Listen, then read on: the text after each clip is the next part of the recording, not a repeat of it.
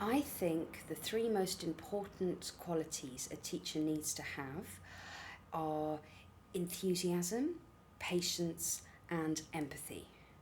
You have to be excited and care about your subjects so you can pass that on to your students.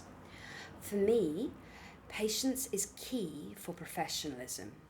Our job is to help our students with what they are struggling with, so there's no point getting short or frustrated.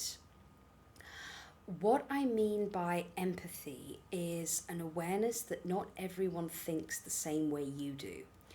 And any teacher should always be prepared to modify their teaching styles accordingly. I always check in with my students that they understand while we're going through our work. And if they don't get it, I'll explain in a different way. And I think it's really important, especially when working with neurodivergent students, to take some time to see what works best for them. For example, I often use colours when working with maths problems because some people find it very helpful, but others can find colour far too stimulating or even distressing. So it's good to find that out first. Hands down, my best teaching experiences was when I was working for an educational NGO in Cape Town. I was the head science tutor for an academic after school program in the townships. And I realised that even though practicals were in their curriculum, the high schools didn't have the resources to actually do them. So I made demonstrations and experiments a key feature of our sessions, and the students and the other tutors absolutely loved it. And it just made our program so different. I think my biggest challenges have been tutoring in the aftermath of COVID. Even though it was so chaotic at that time, I feel like the effects of the pandemic are still causing problems today. Last year's A-level cohort didn't take proper GCSEs, so they weren't used to the pressure of external exams, and I had so many students who were even more anxious and more stressed out than in normal years.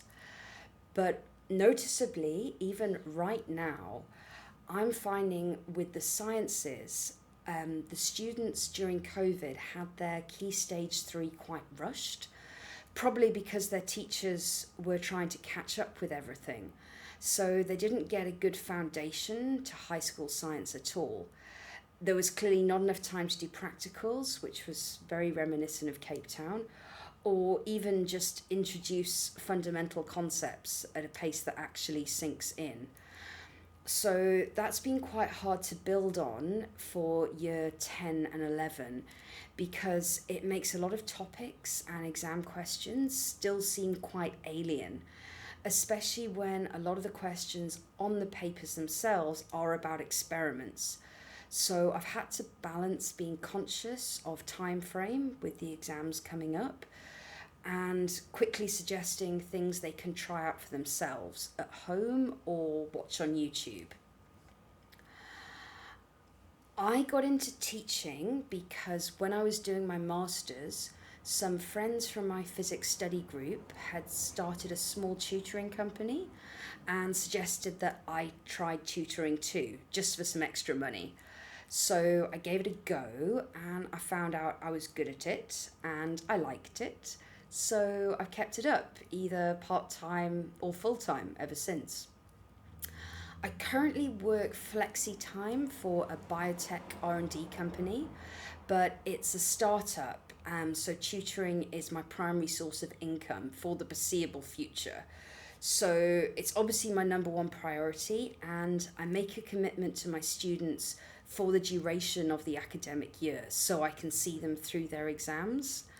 And I think even if the company grows, I'd still want to keep tutoring a few students because it's something I really enjoy.